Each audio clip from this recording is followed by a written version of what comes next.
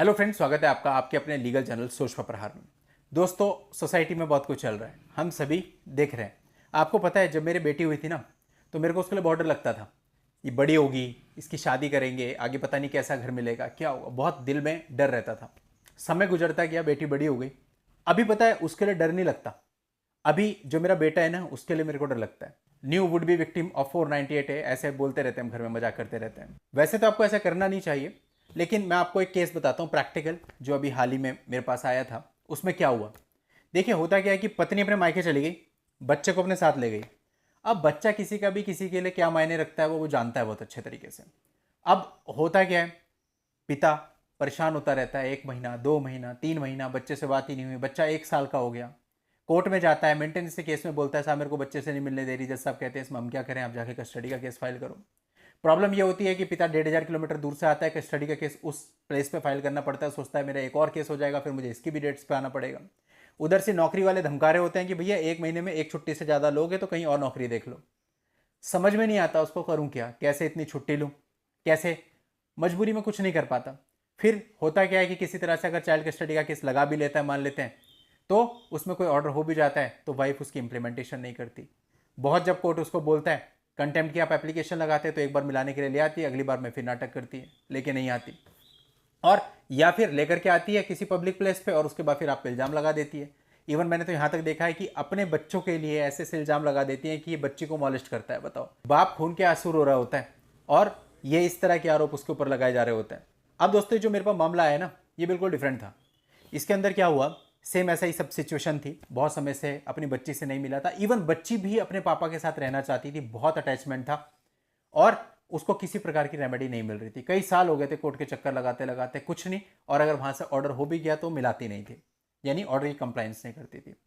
Family court में जब hearing थी, हस्बैंड वाइफ दोनों आए हुए थे, बच्ची को मिलाने के लिए कोर्ट के ऑर्डर के अकॉर्डिंग वहां पे लाया गया था। हस्बैंड अपनी कार लेकर के आया था, उसने बच्ची को लिया, जबरदस्ती छीना, कार में बिठाया और लेकर के चला गया। उसके बाद जाकर के उन्होंने कंप्लेंट डाली थाने में कि भाई बच्चा चुरा के ले गया है। और जब हस्बैंड ने अपना रिप्लाई दिया प्रॉपर तैयारी के साथ, 4 वकील खड़े करके अपनी तरफ से, कि भाई ऐसा है, मैं तो पिता हूं, मैं लेकर के आ गया बच्ची को, इसको बच्ची चाहिए तो कस्टडी डाले, पुलिस का तो कोई मतलब ही नहीं। पुलिस ने कोई केस दर्ज नहीं किया। इवन अगर केस दर्ज हो भी जाएगा तो क्वैश हो जाएगा। बाप अपनी बच्ची की किडनैपिंग नहीं कर रहा है, और बच्ची पर राइट केवल आपका नहीं है, पिता का भी है। अब बच्ची बहुत खुश है, वो पिता के साथ रह रही है, और वो वही चाहती थी, और पिता को भी बच्ची मिल गई। अब वो कह रहा है, अब तुम लड़ते रहो मुकदमे जितने तुम्हें लड़ने, और चाइल्ड कस्टडी का केस डालना है तो मेरे यहाँ पे आके डालो। कहाँ इतने साल तक इसमें वो परेशान होता रहा, और कहाँ उसका एक स्टेप उसे बोल्ड होके लिया तो उसको रिलीफ मिल गया। दोस्तों, ऐसी कई सारी चीजें होती हैं। कानून इतना ज्यादा पेचीदा हो गया है कि लोग इस तरह की चीजें करने को मजबूर हो गए हैं, और डेली के ऐसे मामले आते हैं कि कुछ ना कुछ बाहर जाकर के आदमी कर रहा है। अभी आपने एक मामला देखा होगा, पढ़ा होगा न्यूज में, मैंने भी देखा था। वहां पर एक फैमिली कोर्ट के जज की कार तोड़ दी एक बंदे ने, एक हस्बैंड ने, फ्रस्ट्रेशन में आके। हालांकि उसके ऊपर मामला दर्ज हो गया, लेकिन उसके बावजूद भी उसने कृत्य कर दिया। सोचिए आदमी कितना फ्रस्ट्रेट होगा, और क्यों ऐसा हुआ। ठीक है, चलो उसने गलती करी, मानते हैं, उसने कार तोड़ी, उसने क्राइम तो कंडक्ट किया ही, और जो भी उसके ऊपर मामला हुआ वो एक अलग बात है।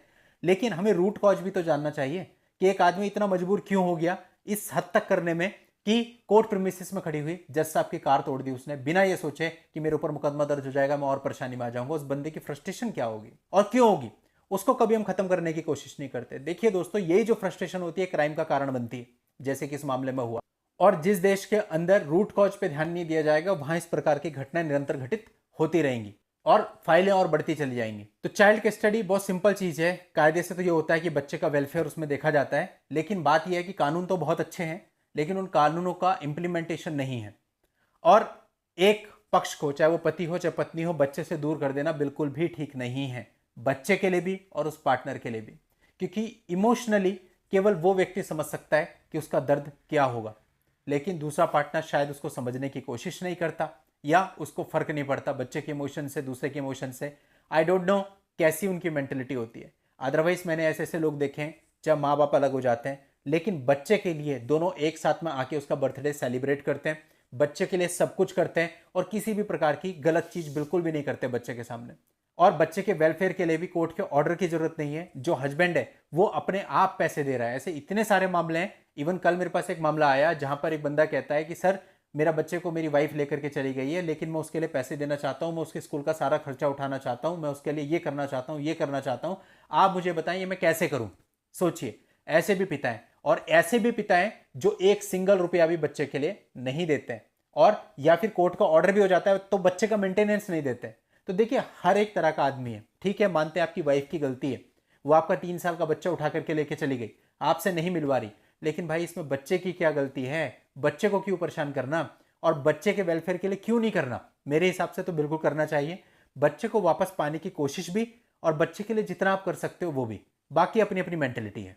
पर मैंने देखा कि अधिकतर पिता ऐसे हैं जो कि करना ही चाहते हैं बच्चे के लिए, और बहुत सारे अंडरस्टैंडिंग कपल्स होते हैं जो ठीक है, मुकदमेबाजी चल रही, सब कुछ चल रहा, लेकिन बच्चे को कभी भी इसकी भनक तक नहीं लगने देते कि हमारे बीच में कुछ ऐसा है। बच्चे के सामने जब मिलते हैं तो दोनों हंस के बात करते हैं, साथ में डिनर करते हैं, साथ में लंच करते हैं। इसे कहते हैं मैच्योरिटी। जो चीज़ें आज के समय हो रही हैं ये बहुत ही गलत है, बहुत ही वाहियात हैं, और ऐसा करते हुए जो भी कर रहा है इसे ऐसा, उसे शर्म आनी चाहिए। कभी भी ऐसा नहीं करना चाहिए। इमोशंस के साथ अगर आप किसी के खेलते हो, किसी का दिल दुखाते हो, तो दोस्तों इसके लिए कोई माफ़ी नहीं है। ईश्वर आपको इसकी सज़ा देगा, और वो सज़ा आपको जल्दी मिलेगी। किसी भी गुनाह के लिए वो आपको माफ़ कर सकता है, लेकिन दोस्तों अगर आप किसी का दिल दुखाते हो तो इसके लिए ईश्वर आपको कभी माफ़ नहीं करता। And you have to bear dire consequences.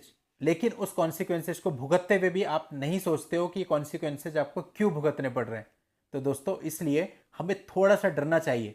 जिसके जहान में रह रहे हो ना, उसके नियमों के अनुसार चलोगे तो ज़्यादा अच्छा रहेगा।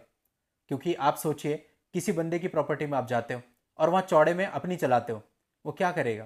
क्या वो आपसे खुश होगा? वो आपको अपनी प्रॉपर्टी से बाहर निकाल देगा।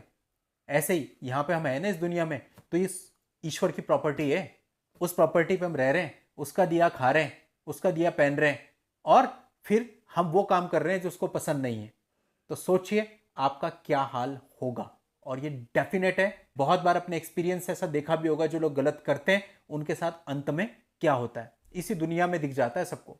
ऐसे हजारों लाखों एग्जाम्पल्स हमारे सामने होते हैं, लेकिन उसके बाद भी हम समझने को तैयार नहीं। बहुत बुरी दशा होगी, खाने को मोहताज हो जाओगे। अगर उसकी लाठी चल गई तो उससे बचना नामुमकिन है। तो इसलिए सोचो कि क्या करना चाहिए, क्या नहीं करना चाहिए।